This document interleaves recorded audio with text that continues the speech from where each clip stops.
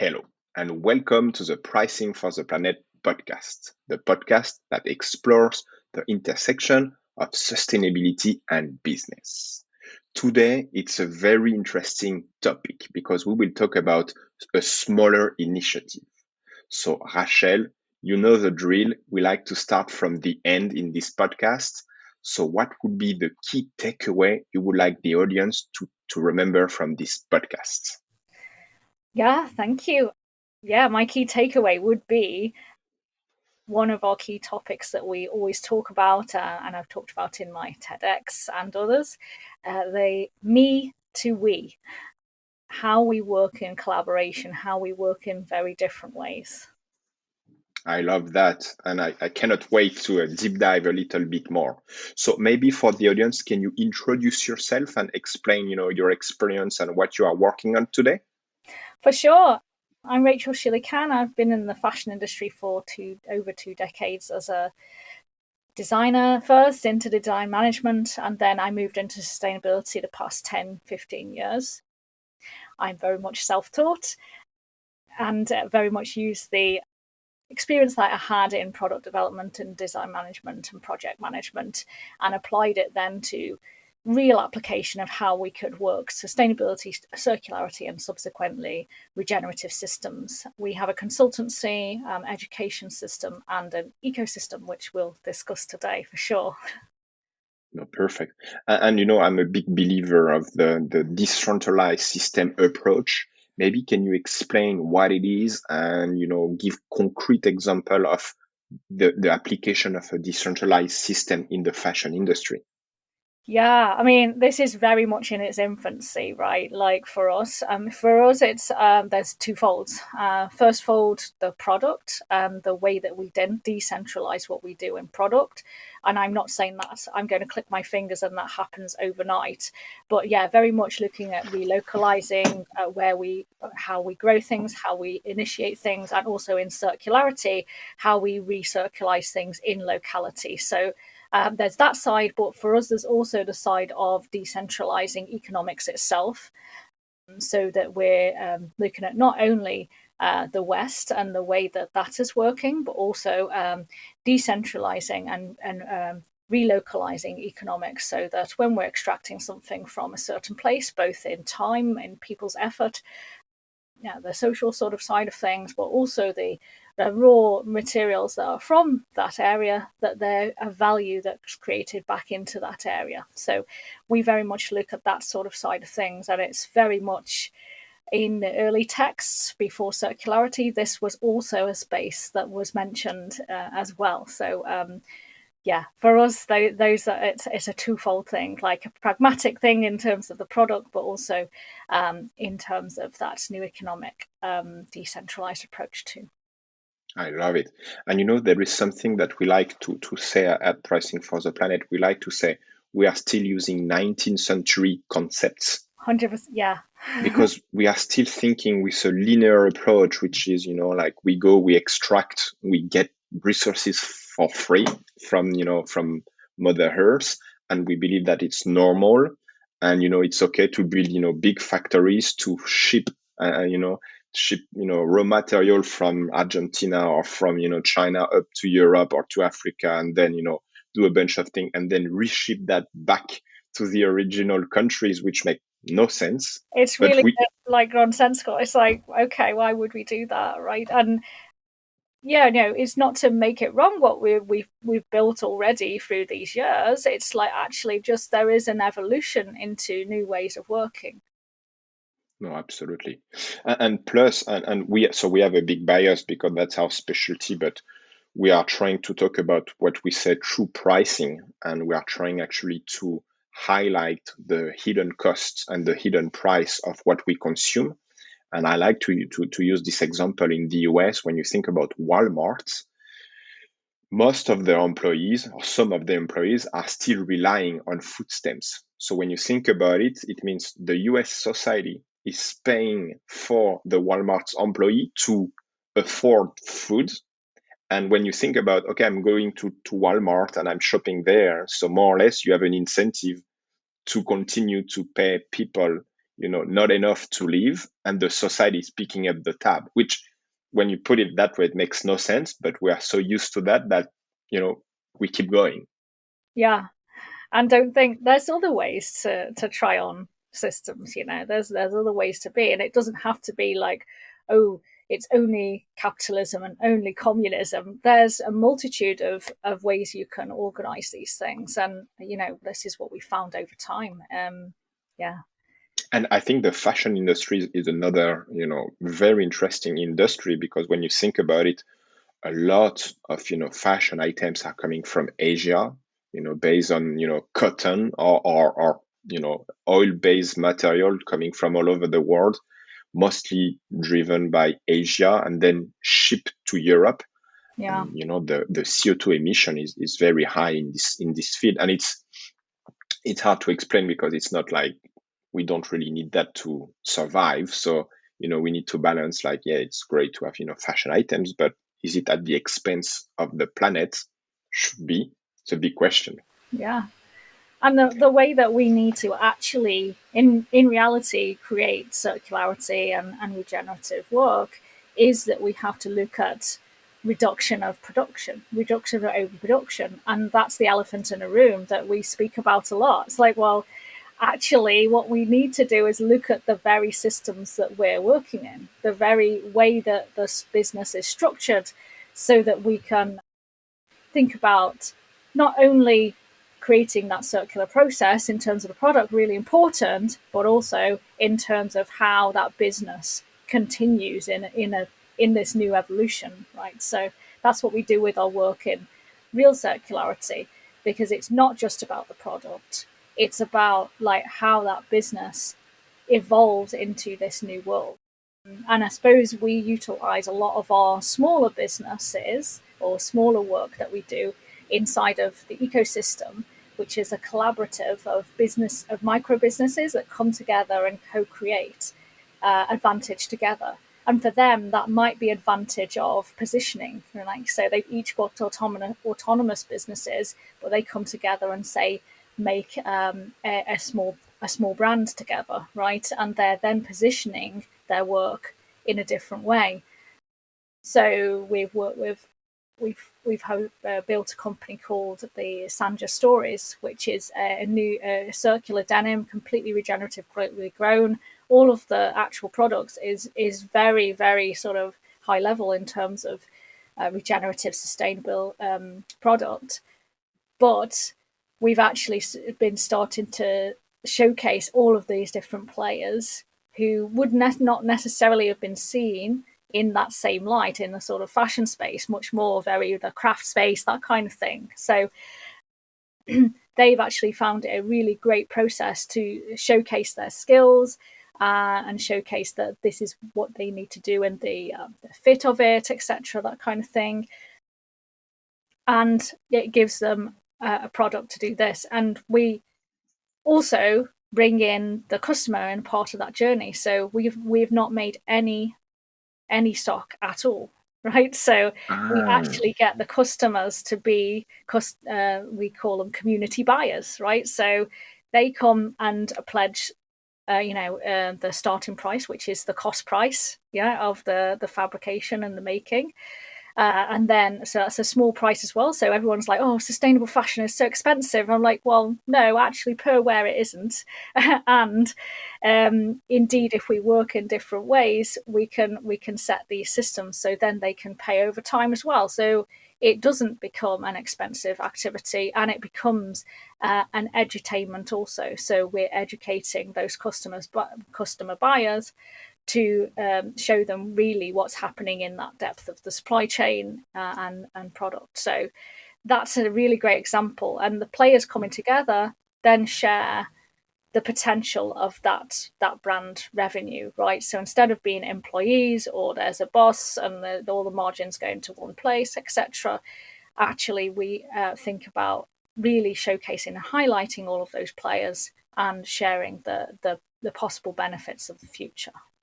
I love that. So it's really interesting. I'm coming back to what you said about like demand and supply, because again, 19th century concept, we have this idea that, okay, we need to create a lot of stocks and then we will, ship that to stores, and then hopefully some people will buy. And if they don't buy, we destroy. Very often we destroy, the goods, because we don't want, people to steal that, or we don't want to lose money on that.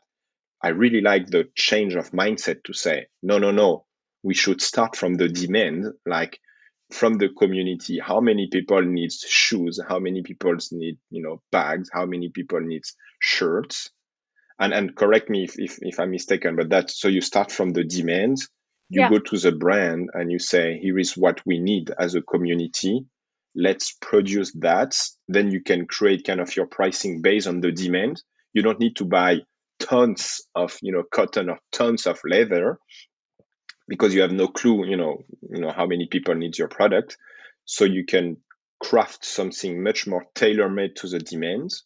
Yeah. And then my big question is at the end. So you said you share the kind of like of the value created from the brand with the community. So it's like everybody's kind of like co-owner of the brand.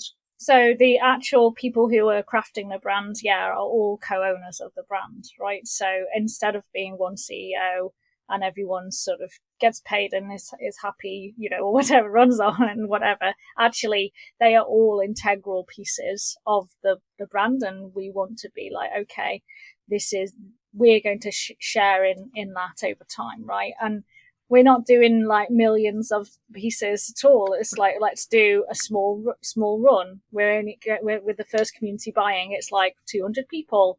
We need 200 people to make this work in a feasible way. So let's do that. And then we've done the economics, and then, okay, we're going to then invest some of that back into the next bit, and so on and so forth, so that you're then sort of having it start to pay for itself, because it's a one product brand. So there's not really actually, once the first initial thing is done, there's not any more sort of design and development or anything like that to go into it. So it then starts to become sort of a passive thing for some of the members, right? So, But to come back, so the 200 people, willing to buy, a bag, are they co-owner of the brand, or it's just the ecosystem of the brand? just the Okay, first ecosystem, right? Yeah. got it, But got it. the community buyers, they're much more, they'll be a part of that community, and it's why we called it Sandra Stories. So we'll actually be sharing the stories as an education piece as well, and everything like that. So, and also they'd be involved with, coming and checking the fit, or coming to like creating educational parties and things like that. So, yeah, there's a lot of interesting things going on with that. Because I think honestly, I think that you're right. The step one is really to create, the ecosystem of brand where, everybody has an incentive to collaborate. I'm wondering if step two is to figure out how to make the community kind of part owner of those brands. Because when you think about it, instead of, I buy, I don't know, Levi's jeans, okay, all my money is going away and I have no control, or I have no financial benefits to stay loyal or to, contribute to the brand. But if you change this mindset, you can say, hey, I'm buying to this local brand, they need capital to thrive. And actually, there is a model where maybe, if I invest a little bit more, you can develop this business, and then I can, get money back, or, get a piece of the business, even if it's a small one. Yeah. But I'm incentivized to continue to work with this local person. It's much more transparent. I can see, where the pollution is coming from, etc., etc. So I don't know. I'm just, Yeah, I mean, thinking out loud. it's very grassroots at the moment, so we almost have to evolve with it. So our first one will be this first evolution, and then we can see maybe over time that is a possibility for sure. I've not run the numbers past sort of three iterations of this, right? And it is very much a lot of this kind of experimentation. Okay, seeing how we can actually create structures in different ways. And it's not just sort of that. We've sort of gone, well, actually, aside from money, how can we sort of start to come together? We could collaborate to showcase our stuff together. We can collaborate to come together for trade shows and things. So just very simple collaborations have also been a really great boon, really, because we're able to again lift people up in that kind of aspect, in the kudos sort of way, and showcasing and stuff. So yeah. I love that. And it's funny, again, coming back to my 19th century concept, we've learned to compete Yes. where we should have learned to collaborate. Yeah, no, exactly. And it's really hard sometimes to come out of that mindset of, okay, this is my brand and that is your brand, and well, never the two shall meet. And maybe there's some kind of transactional thing going on, but aside from transactional, coming into a space of actually we can create wins, Yeah. with all of our different skills and our different networks, right? Even the networks are valuable, like especially with, going back to the Sandra stories, everyone in that small first pod, I call it a pod, right? So everyone has their respective networks and brings those to the table as well, So some of them been in the sustainability for 15 years as well, like myself, and are able to get those genes into certain places, catwalks, for instance, and stuff like that. So it's not just about the money; it's about the positioning at the same time as well. And I know we're not talking about marketing here, but it is such a part of it, because without marketing, without sales, things can't change. You can't get money into these things. So Absolutely. yeah. And it's I like this human bias. It's I'm not sure, I'm sure you've seen that, but it's like we've done the experiment. We put like a Coke vending machine, and Yes. the revenue, it's like X, and then we said, hey, let's try to put a Coke and a Pepsi vending machine, and to see if there is cannibalism. And actually it's quite the opposite. We see actually the revenue overall going up, because now the question is not, do I need or do I want like a Coke? It's like, do I need a Pepsi or a Coke? And then you create much more demand by putting the choice, than having one choice. So I think you are exactly in this positioning that is actually not natural, or it's not common sense to think that way. But if you have two brands at the same place, the overall revenue will be better than one brand alone, which is counterintuitive, but that's a human brain. No, 100%. And a lot of our collaborators, so our ecosystem is overall fashion and some other textiles as well. And they're actually like really open to it, because they are micro businesses. They're not large businesses. There might be consultants also and professionals in the space. They're all for it. They're like, well, actually, this could actually create that kind of scenario that you were talking about there, in their retail space, for instance, or in the way that they produce things. So we like thinking about how we can streamline production of similar like-minded brands that use pretty much the same fabrication, right? Yeah. So they're all going after, I want this one. And I'm like, well, okay, let's do that together. Let's use the system that we have already, which is about like high MOQs, high minimum order quantities, and Yeah. actually think how we can use that to collaborate for as one larger company or larger entity to share the benefits together of being that larger entity. Yeah, so it takes a bit longer with that stuff, but because you've got to get many players in Yeah. the right space at the right time with the right offer. But yeah, larger companies with fabrications, trims, things like that, they'd be happy to do that as long as we streamline the system for it. So, you know.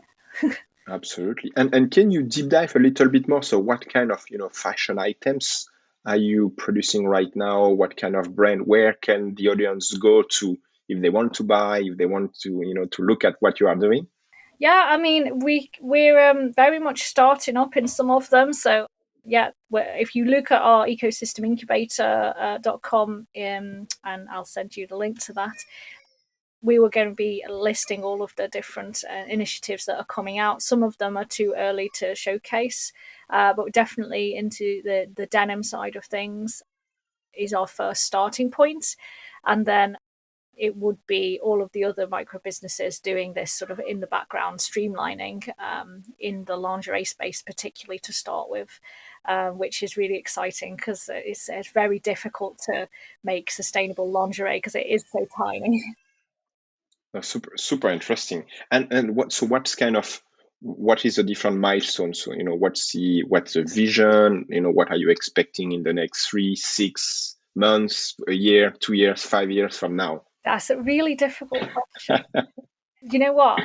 I removed, especially for the ecosystem, expectations out of all kinds, because the ecosystem is a living, breathing forest. It's a living system, right? So I don't want to dictate. Whenever I do try to dictate, it becomes too pressurized for the environment. So it's very much holding this. It's going to sound a bit woo woo here, but holding space for that collaboration to happen, facilitating it rather than saying, we're going to do this, like a CEO. I'm not the CEO of them. I'm not the boss of them, right?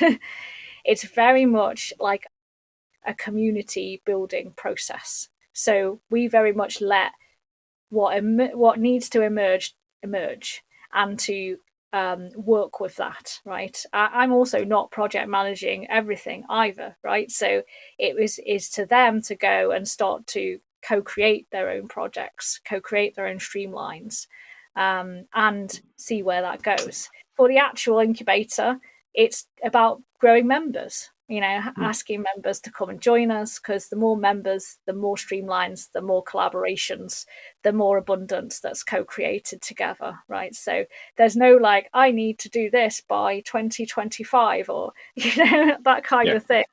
It's an evolutionary process, right?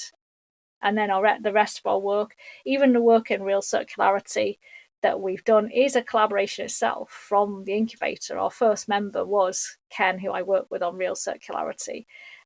And so actual new businesses can be created from it also. So sorry, that's not a kind of like, yes, by 2030, we're going to be doing X, Y, Z. It's really not like that.